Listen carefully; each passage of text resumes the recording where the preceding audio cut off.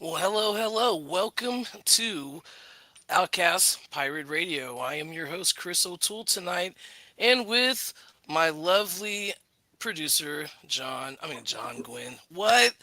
Gwen Johns. I'm sorry. I'm dyslexic today. That's How okay. are you? That's all right.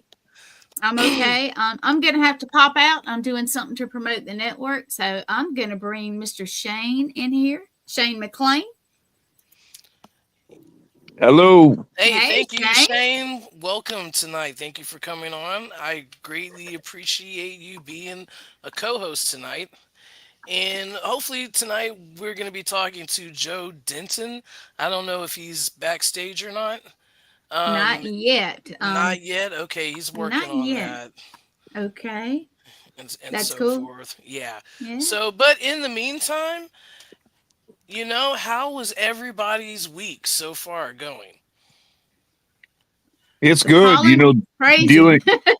Yeah, really. Yeah, you're dealing with everything with the transportation and everything from the insurance and everything. But other than that, I mean, it's really good. God's really blessed me with the endurance to be able to handle, not having to be in dialysis as much as I need to be. Um, Right. Right. but I'm thankful for that. I mean, I seriously, I can count on one hand how many times I've been sick my entire life. I'm talking like I can have like 102 temperature for an hour, and Right. and then it's gone. Where You your guys, organs are, where your your organs are guest in your is body, here. mine are on the opposite side. Oh, yeah. You are. That's right. You did tell Yeah. me that. Well, you guys, your guest is here. Would you like me to go ahead and bring him up? Absolutely. Please bring him up. All right. There he is. Hey, what's going on, Joe? Hey, How's it how's it going? going? Hey, man, thank you for coming. We definitely appreciate you being on tonight.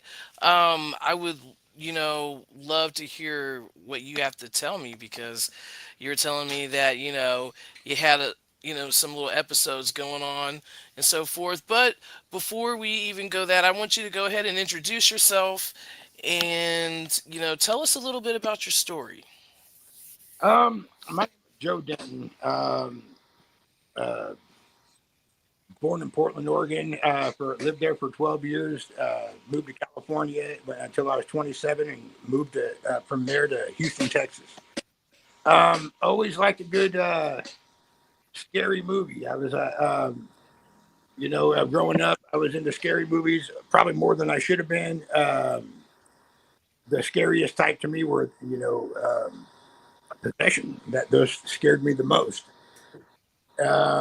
Never would I ever imagine that I would run into that kind of thing face first. Now, um, as far as what were Chris? What were you wanting me to talk about? So I remember you were telling me about, how you were like experimenting with DMT to pretty much open up your consciousness, and that in the process of that, you were mentioning to me that, some other things may have opened up as well, that, just kind of bringing havoc, on your life. Yeah. Um, yeah. I don't. There's a little bit. There's a little bit of a connection in there. I mean, obviously, DMT is not your average um, hallucinogenic drug. It is more of a there's more to it than that, and you know it. You'll know that as soon as you do it. It kind of opens the doors to other dimensions, and you get to look in through those doors, and sometimes meet the beings that are on the other side. Um, Not all bad or whatever, but yeah, when um, the experiences I had on it, the first couple times I did it were a lot of fun. I met some alien type beings, very interesting. It wasn't until it wasn't me that was targeted by the demons that are following me around today. It was my girlfriend. They attacked her one night when I was in the shower, and they appeared to her as her dead mother and dead brother. She said they didn't have a face, and neither one of them had feet. And Wow. um, they came to her while I was in the shower, and they asked her not to tell me that they were there. And when I got out of the shower, she was terrified. Now, people, audience, if you don't know what DMT is, it was used as a psychedelic drug, and it prepared by various cultures and rituals, purposes of, just basically another form of spirituality in different, countries. Our body makes DMT, so does, other living organisms as well. So, A very small portion of that. That's what I was about to tell you about DMT and LSD, on two things that it does about opening up your subconscious. no, no, absolutely, absolutely. Like, I have never tried DMT, but I've known people who have, and they, some of them had not so best experience with it, and some of them had like really good experience where it really opened up portions of their mind of things that they could never do. I know one person who he really sucked at math, and he was able to do this along with LSD, not necessarily for recreational purposes, but more of a spiritual enlightenment to open, you know, um, open one's mind up. And, then what, a few years later, he was able to do, really, high mathematical, you know, um, formulas in his head and so forth like that, and it opened that portion. So, you know, um, I do believe that yes, it opens a portion of our brain, but also too, I do believe that because it's a psychedelic and so forth like that, we're able to see to a certain point of your subconsciousness. Like for instance, I notice when I recognize my subconscious is when I wake up in the morning. You know what I'm saying? Because, I may see things, that are basically not there. I mean, my place is haunted where we live at and so forth. Sometimes you see movements and everything like that. But I noticed that the places that I have lived that was extremely haunted, those were the times that I was actually able to physically see, you know what I'm saying, an apparition or some type of form and all that. I believe that, these type of chemicals, psychedelics, makes you see, your subconsciousness like at 110%. So Shane, what do you know about psychedelics and about mind altering, chemicals that can open up the mind and the you problem the problem with DMT and LSD is it opens up your positive and your negative neurons in your brain, which separate them drastically. It separates your positive and your negative neurons, which leaves an open gap there. That is where you enter and out your subconscious. So you could either be affected negatively or affected positively. There's no like comfortable median on the inside of there. What makes it dangerous is when you are trying to do things on a spiritual level like that, because it can affect you, because when your positive and your negative neurons are separated like that, you're susceptible to having an attachment, or having some form of spiritual attack to you, or even going mentally crazy. And it's really, and guys, everybody's listening out here, we are not recommending that you do that. I mean, mind altering drugs like that are no, bad enough as it absolutely. is. So don't think that we are trying to tell you to go out and do this, because it's definitely not. It'll hurt you more in the long run. And the reason why I know this is because when I was in my younger years, I did over 350 hits of acid in one summer. Damn. And so that's how I know, because and with acid, you if you take 2 hits, the next time that you do them within a 24-hour period, you have to take four, you have to take eight, you have to take I mean, it just keeps going on and on and on.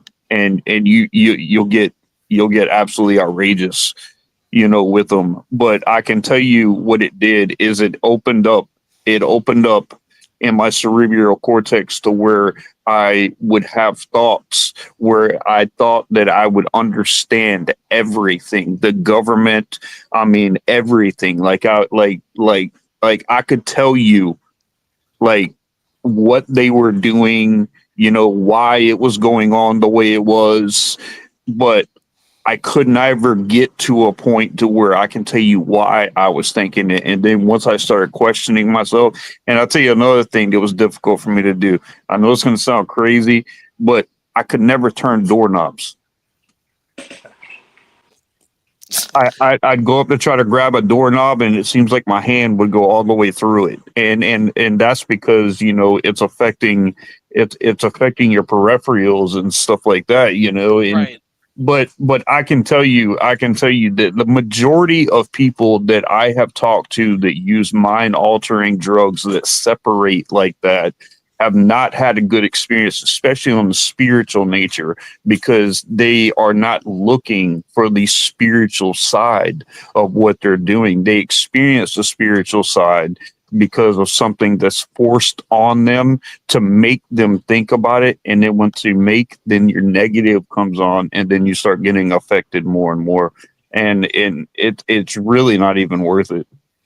And so, Joe, what about, your experiences? I mean, were they similar to Shane's, in the midst of just, exploring? Well, it's to keep my girlfriend safe. I'm not gonna. Right. Um, I'm for at first. I guess it was just experiences like normal, like anybody else would have on DMT. It wasn't until you know in my apartment, at night, I got out of the shower and there was had that conversation with her, you know, uh, dead mother and brother with no face, no feet. Um, and everything changed for me after that because it was. I didn't know how to handle the situation. I thought it was actually her dead brother and mother, and I thought that was horrible of them to come back and frighten her in such a way. So I rebuked him. I mean, I was spirits. I told him from this moving forward. Denton, just to let you know, your audio's going like He in is and breaking out. up really bad. Yeah. Yeah, just Okay, a what? Maybe I should switch from video to just regular audio. So I'd have to get off the cam, but it'd be talking like on. I think what you can do, you can go ahead and you can turn off your camera. Right? Yeah, like on there you go, and then that should save you a little bit more bandwidth Is for this your is it audio. better? Everybody hear me better? Yes, actually, I can hear you better. Okay, so I am rebuking these her dead mother and brother because of how awful it was for them to come back in to scare the crap out of their daughter and sister. I thought it was horrible, so I laid into them and told them that their presence is not needed anymore. I'll take care of her from moving forward, and for them to get the hell out of my house. And I did say, and this is where I went wrong. I did say if you want to see her again, it's going to be over my dead body. And what I didn't understand at the time was what I was speaking to was demons and not her dead mother and brother. And I challenged them. And like I said, my life has not been the same since. It kind of turned upside down. Yeah, I mean, I noticed with with lower level energies, or even demonic energies, they like to hold you down. Like for instance, where I used to live over, in Bay Oaks Harbor, most of the people that lived there were neither they got out of prison, they had, they were addicted to drugs, they were pedophiles. This was like, a neighborhood of not where good people Yeah, were like living and so forth like that, and that environment and that energy, just they gravitated toward that and so forth. And no, and I feel you, because I know that this attachment that I have coming from Bay Oaks Harbor, it just wears me down. Like for instance, I get tired more than usual. I've been having health issues that have gotten like considerably worse and so forth like that. But I was fine until I moved into this house. You know what I'm saying? And then that's where everything started going downhill. Like, it's just sometimes it takes forever, everything inside of me just to like get up, go wash a dish, yeah, dishes and so forth like that. So, and I'm not gonna lie, man, I've had like since I lived there, I've had the worst of the bad luck. My luck was changing when I moved away to Austin, but then when I came back this way, that's when everything started to change. So I do believe, and I think Shane and I were talking last week about that. How when you have some type of attachment to you and all that, you start to have bad luck because it doesn't want you to go anywhere. It's like a succubus basically. And so but at the same time, basically challenging something that's possibly demonic is not good either. no, That can, basically, kind of mess your life up. yeah, it has.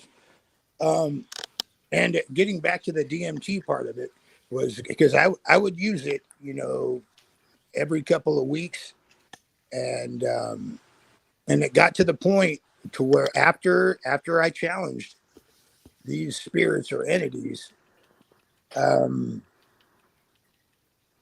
things started happening to me. If it was as soon as I would inhale the DMT, uh, things felt wrong. Um, the sense of doom, get up, move around. That's when things. It wasn't just things that I was seeing. Have I seen apparitions right in front of me? Yes, very scary apparitions. But it's the ones you don't see, the ones that touch you, that that can really get under your skin. Um, and I started getting touched, and it would scare me so bad. I would get up in the middle of the night, freaking out. I didn't know what whether to get up and run screaming down the street. I didn't know what to do.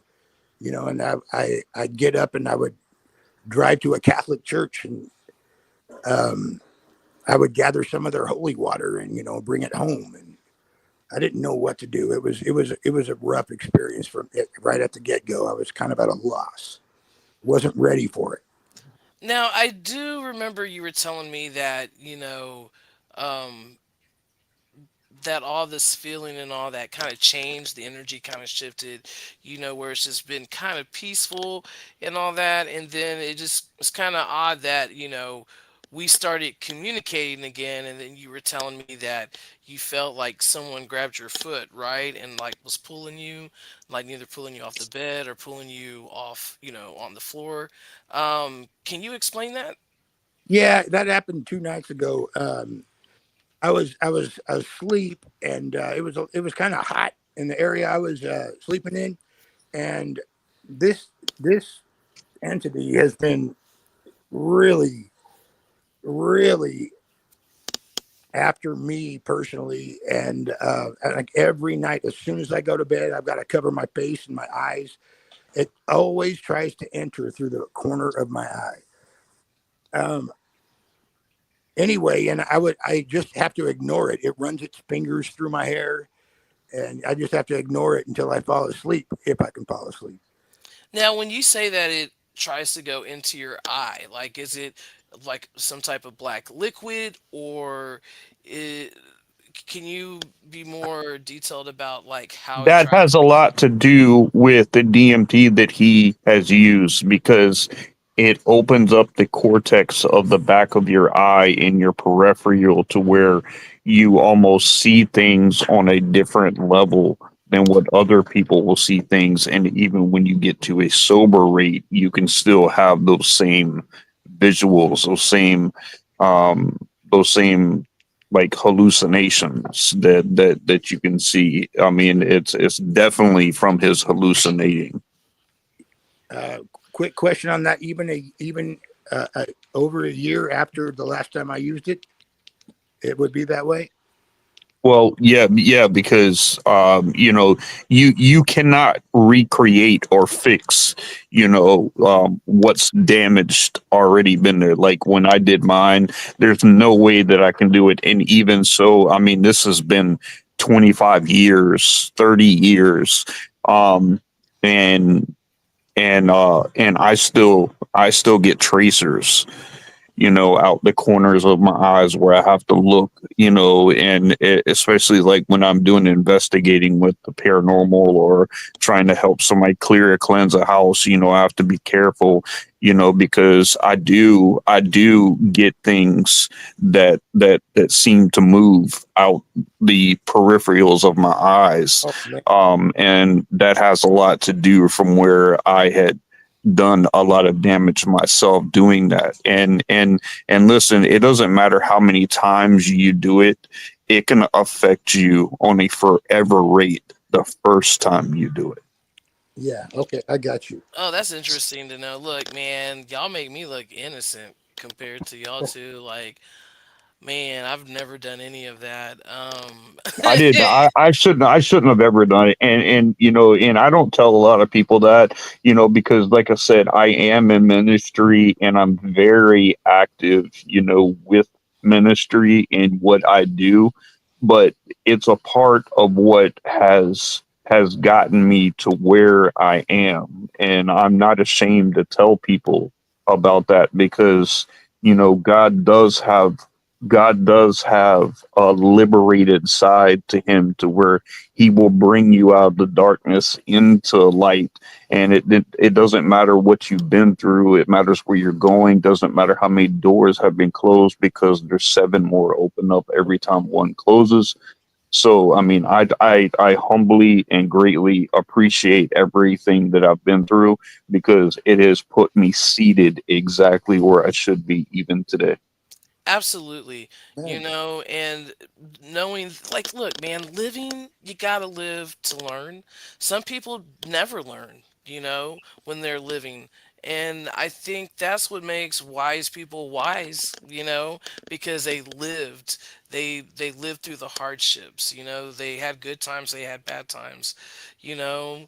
And that's how, our opinions change, our thoughts change, over time because we've experienced life things that we may have been opposed to, when we were younger, because we were set in our ways.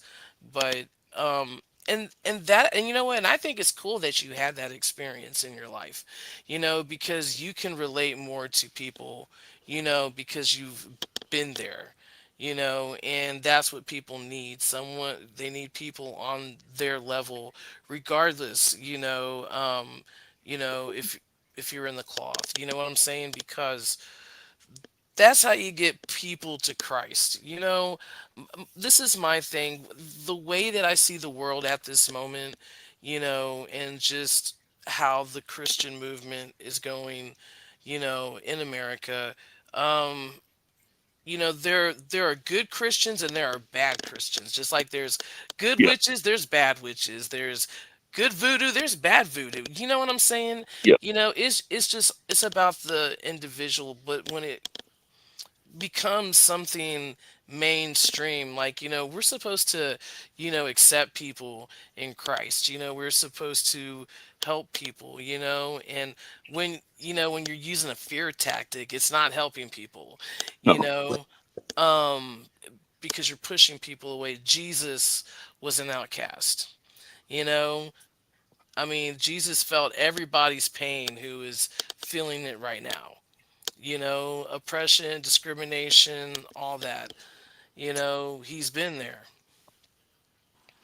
and so forth. And so when it comes to psychedelics, trying to find your spiritual self and whatever may lie, or what opens your eyes because you saw something spiritually went down with someone else, that, you know, makes you really think twice, like, look, man, I need to get my life right.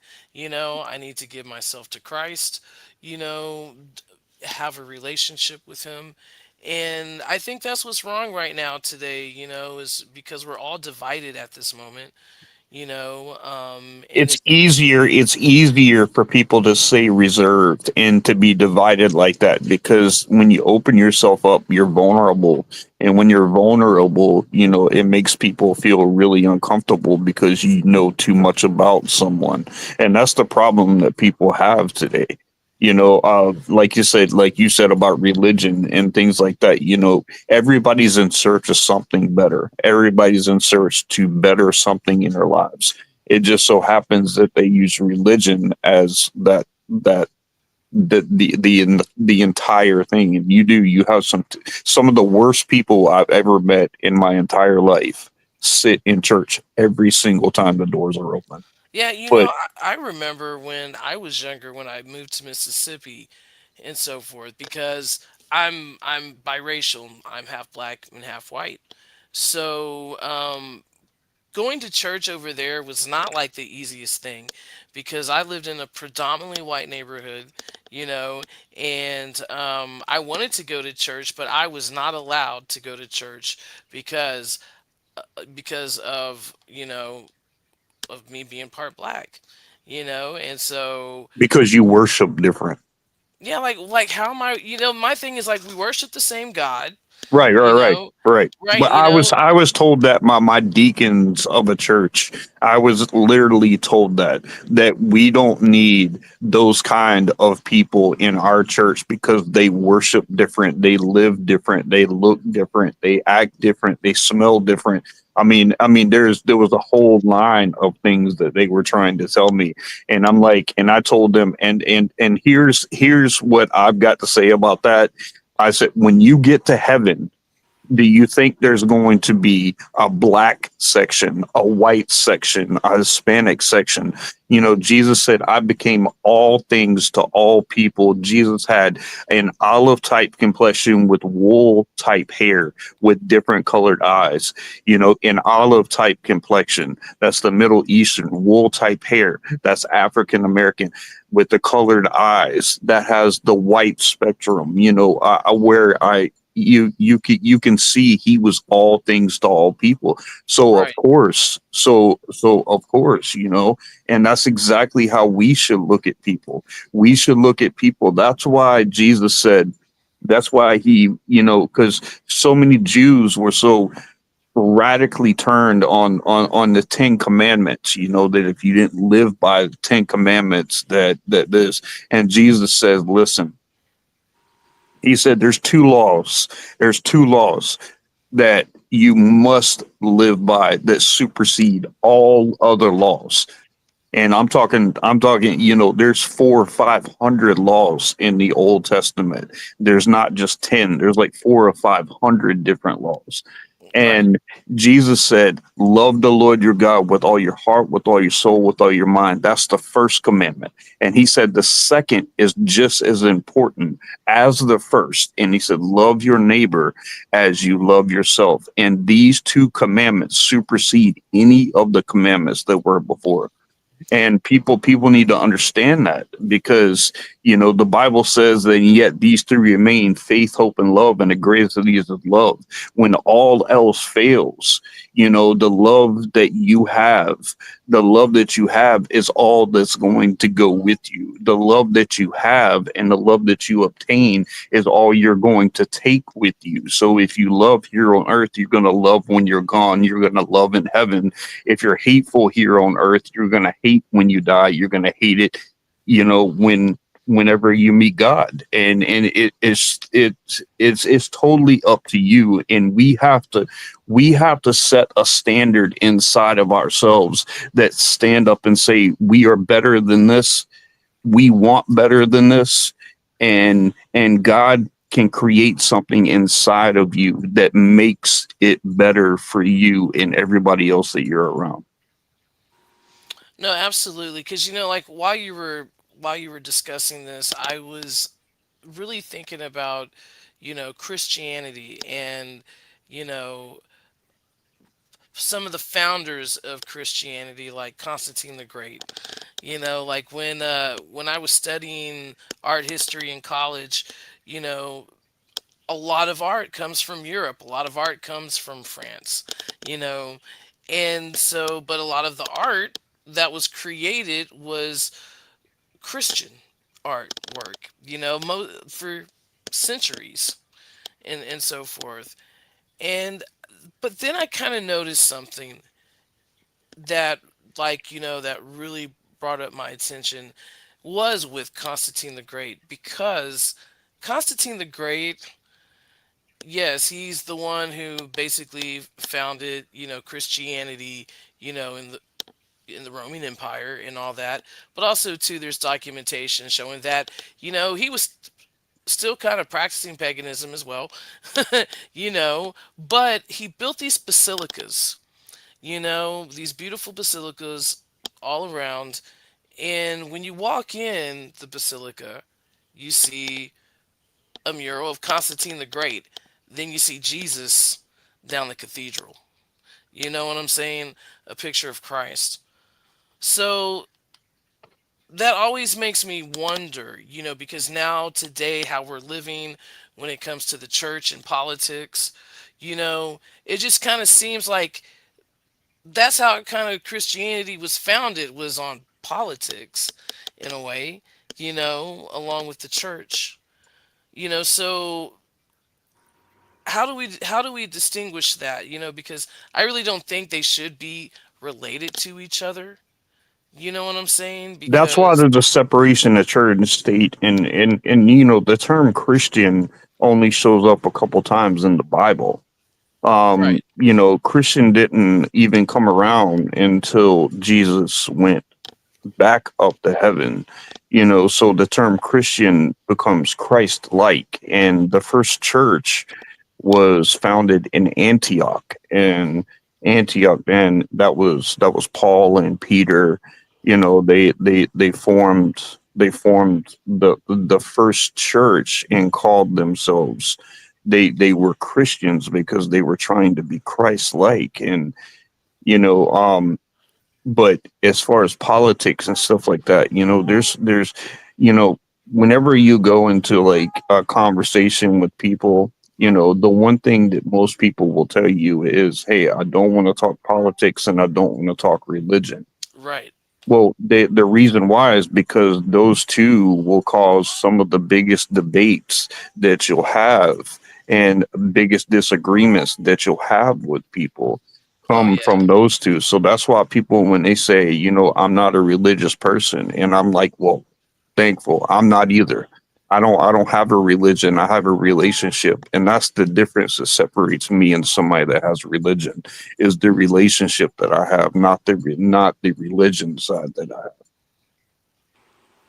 So Joe, you know, since you've experienced all this, like in the last past what year, I want to say, I think it was, since It we kind of like, we're talking and everything.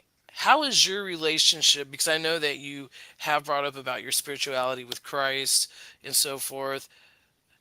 How is it now? do you feel that it's made your relationship stronger with Christ since you've experienced these things? I had been saved many years before, and and I considered myself a Christian, but I kind of strayed from the path, and I was not walking with God when I ran into this brood of demons that is still lurking around me today. Um, it definitely has brought me closer. Not I have a relationship with God now. It's if not for him, I would not be here talking on my own accord. I would have fallen into the possession. Uh, they have, the getting back to what you asked me earlier. The first time they tried to possess me, it was like a black liquid was covering. It was started covering from my head, going over my eyes, and then everything was going black. And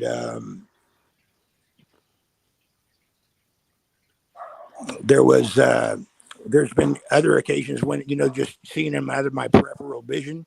It kind of seems like they're the little insects or stick figures trying, like, going, look at me, I'm right here, I'm coming for you. And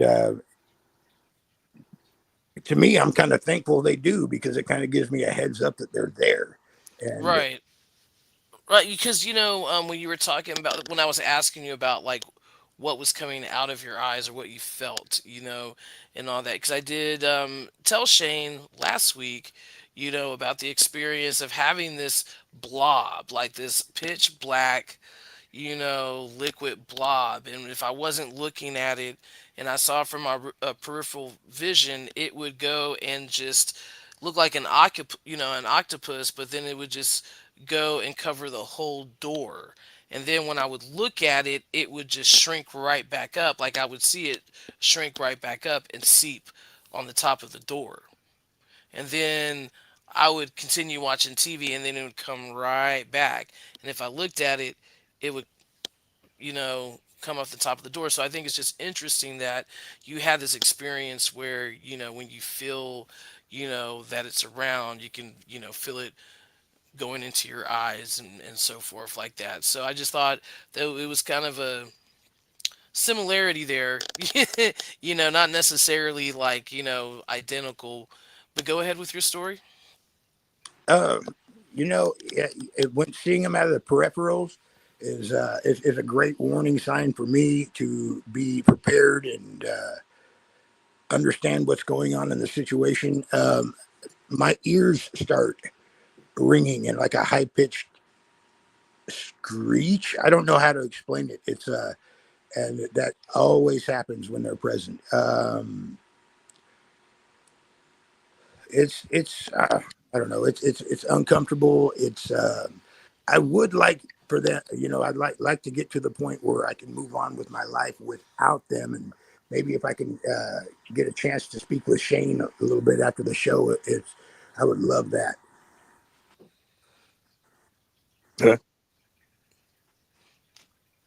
You can definitely find me on Facebook too. You can message me. I'll be glad to speak with you.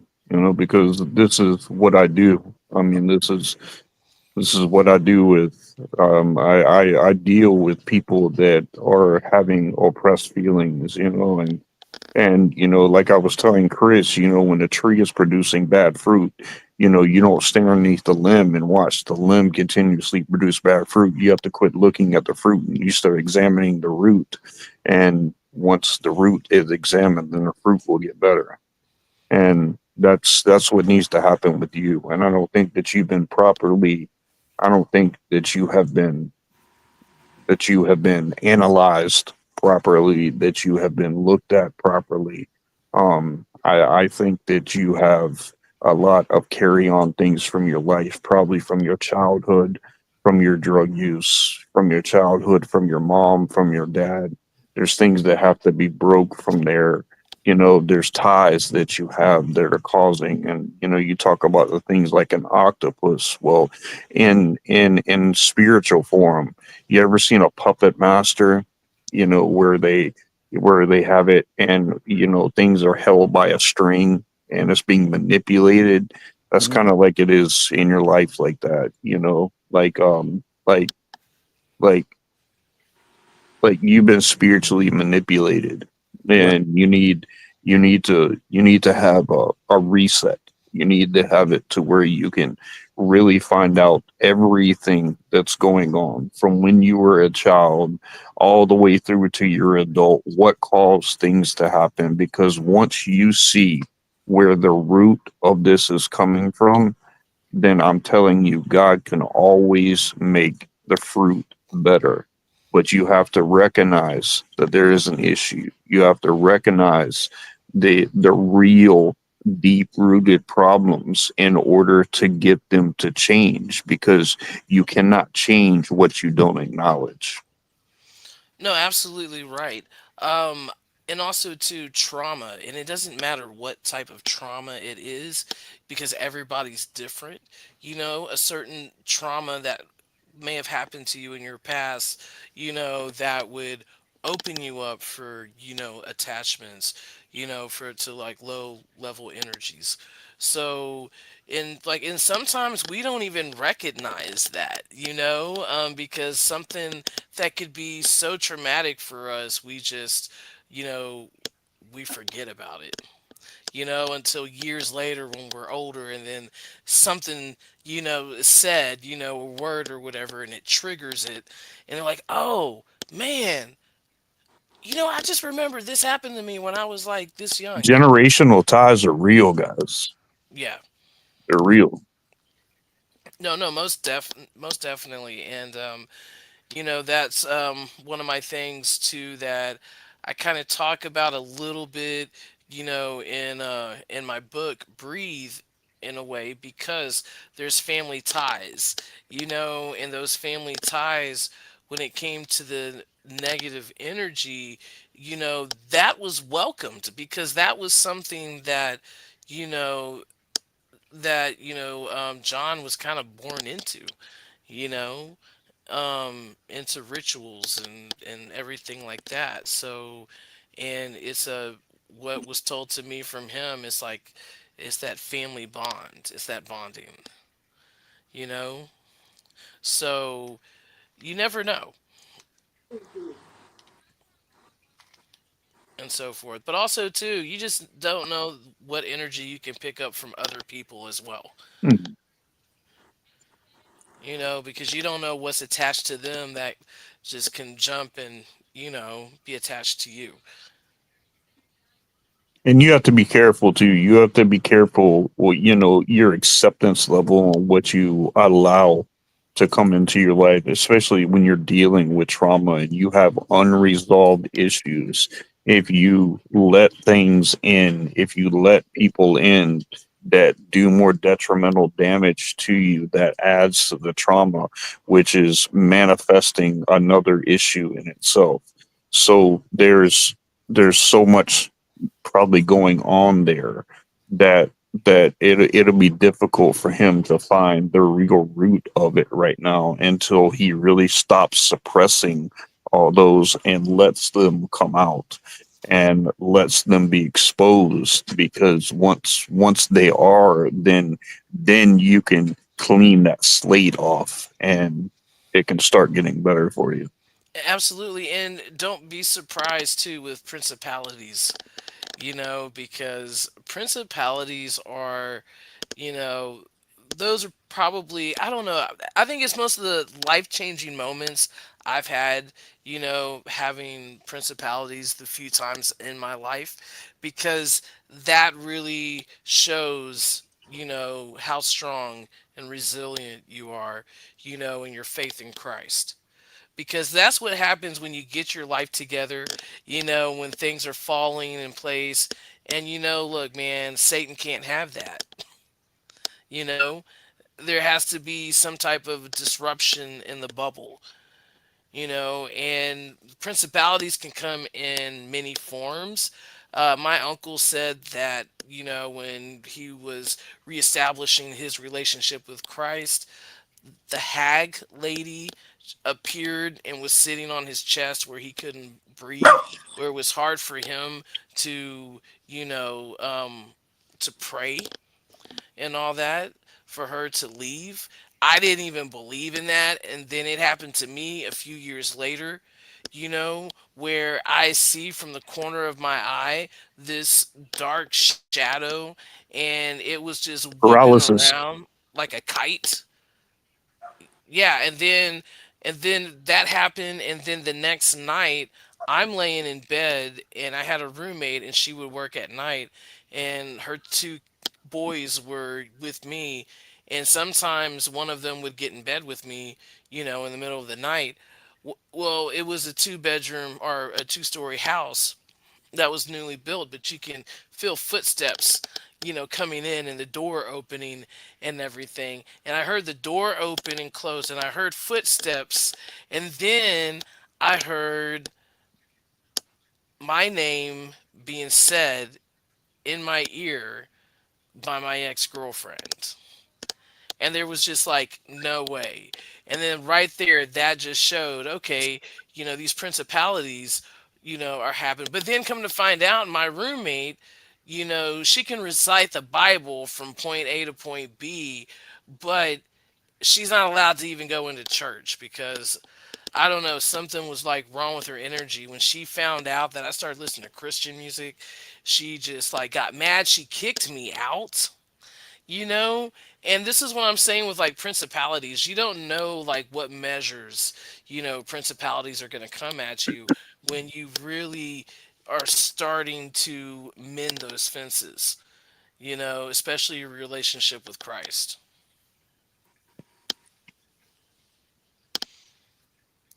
Ephesians 6 in the Bible says that you're battling prince and principalities in the heavenly realms. A lot of people don't understand this either, but do you guys know how many heavens there are?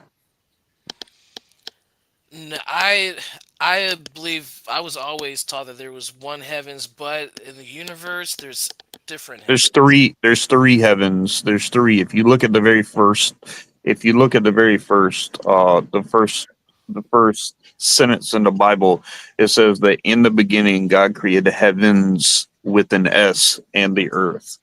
Um, Also, if you look at Ephesians 6, it says that you're battling principalities in the heavenly realms with an S.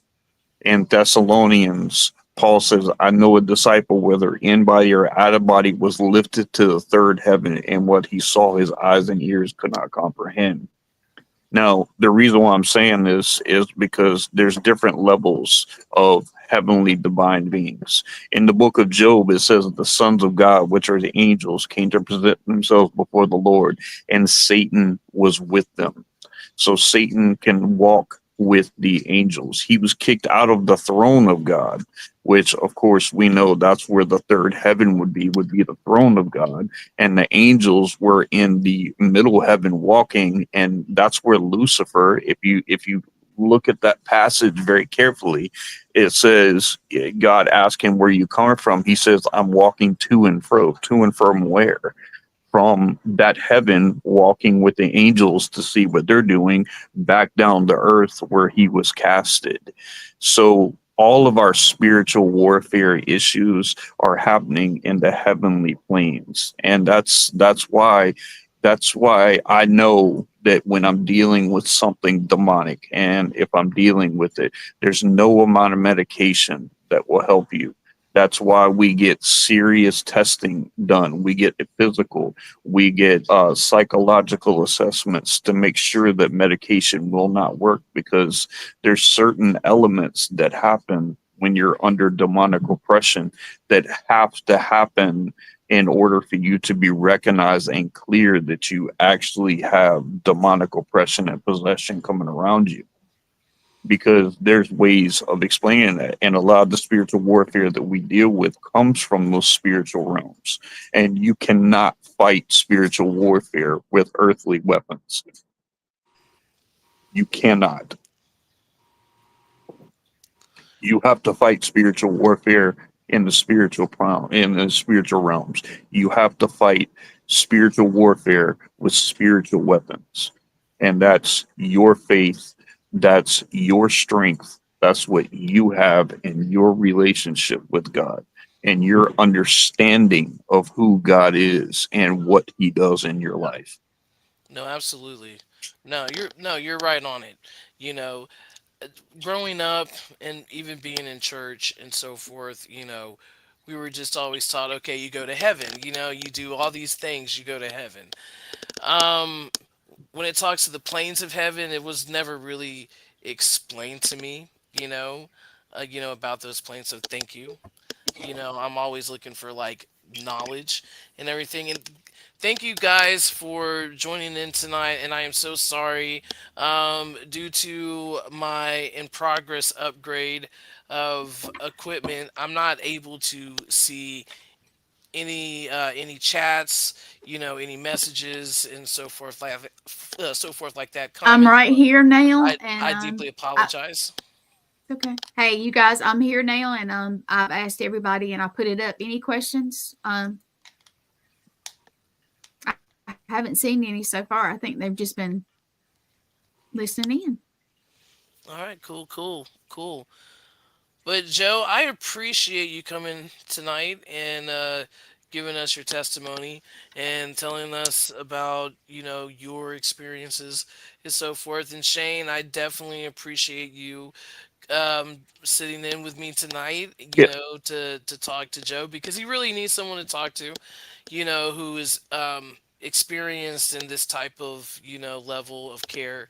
That he needs, and then I hope that y'all can get together and make some things happen. Yeah.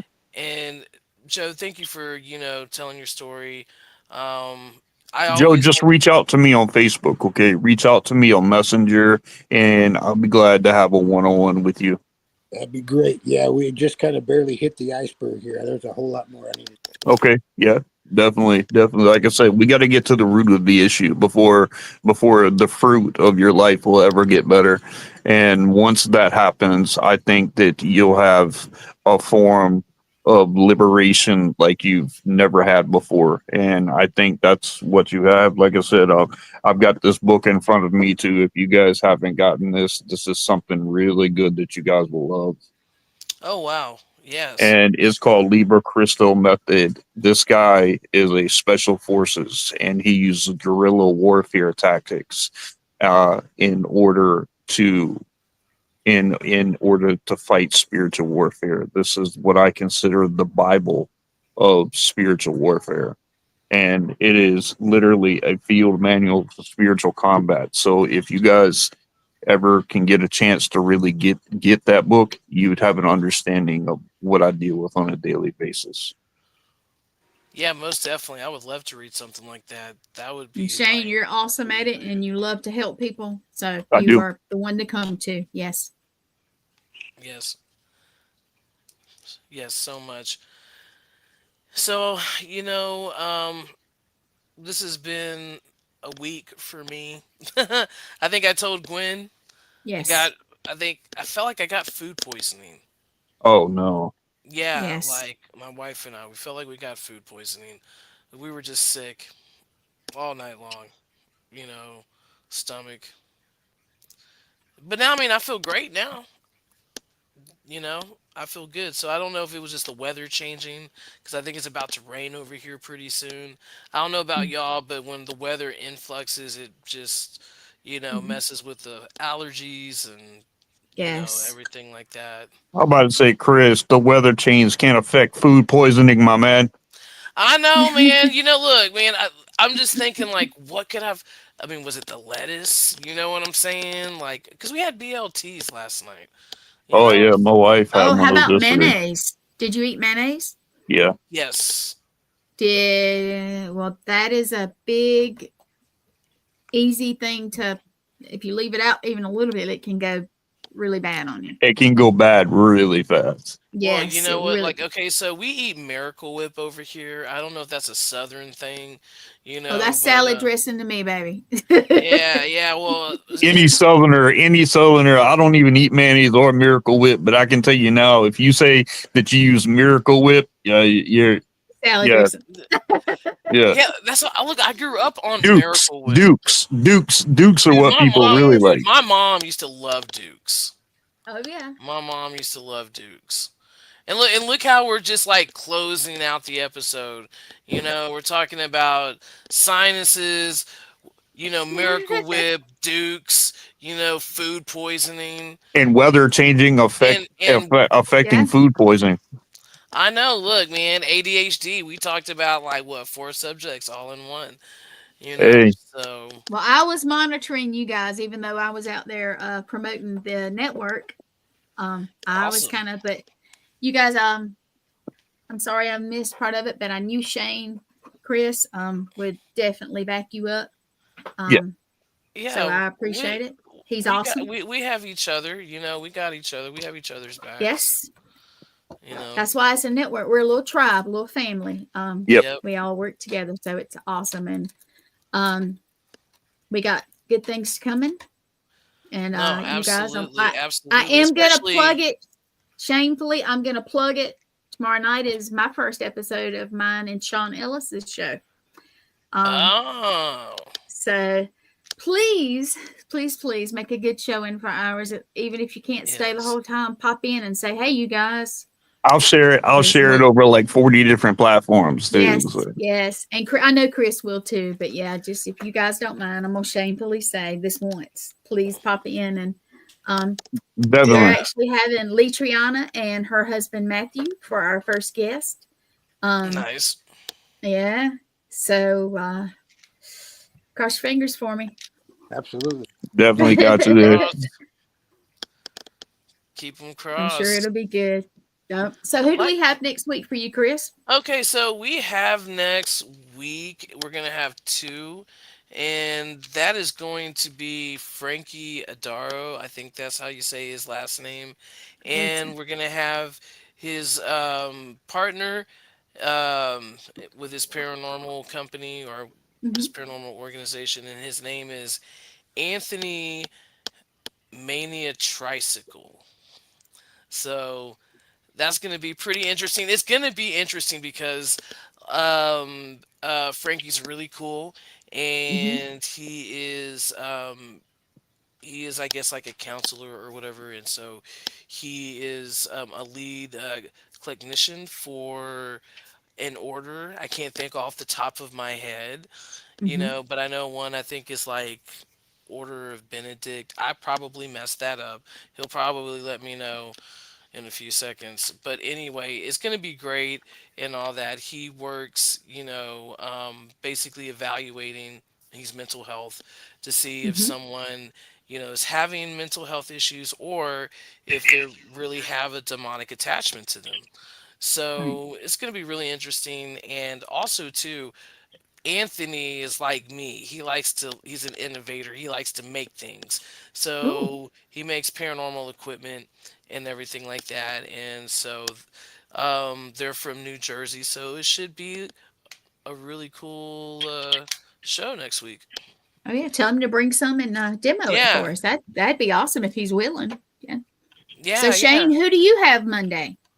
I have Zach Ivy, Grandmaster Zach Ivy. He's a Grandmaster for our Order of the Archangels that I Yes. am chief exorcist of. I have him coming on, and the next week after that, I have Tri-C Paranormal, who I just taught a class for, and they're one of the largest Midwestern paranormal teams in the country.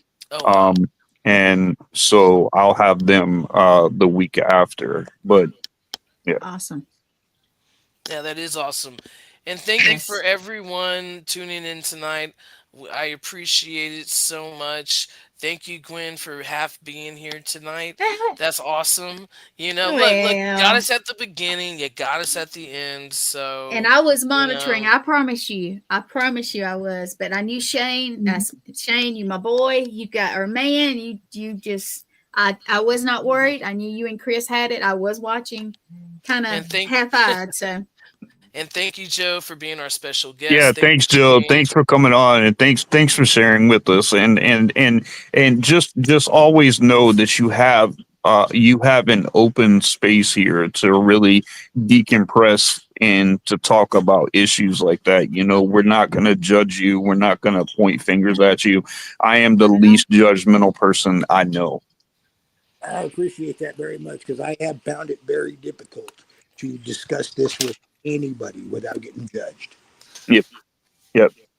Well, I got you. I got you, man. Just message me on Messenger, and I'll be glad to get up with you and speak with you. Okay, great. Yes, All and right, Joe. yes, I'm and gonna. thank you so much, Shane. And I'm All right, sorry. Yes, guys. thank you. What, Gwen? No, I was saying thank you, Shane, a Yep. million zillion times. And I know you can help Joe. I know you can. Absolutely, He absolutely. really can. So, anything else, Chris? Because it's just a little over an hour, which is fine. But I know we try to No, keep it no, kind of no, no. close. We're good. We're good. I'm just closing it out. So thank you so much, and we will see you Okay. next week on OutKast Pirate Radio podcast. See you See you guys. guys. See ya. Have a good night. Good All right. night. Bye. Bye bye.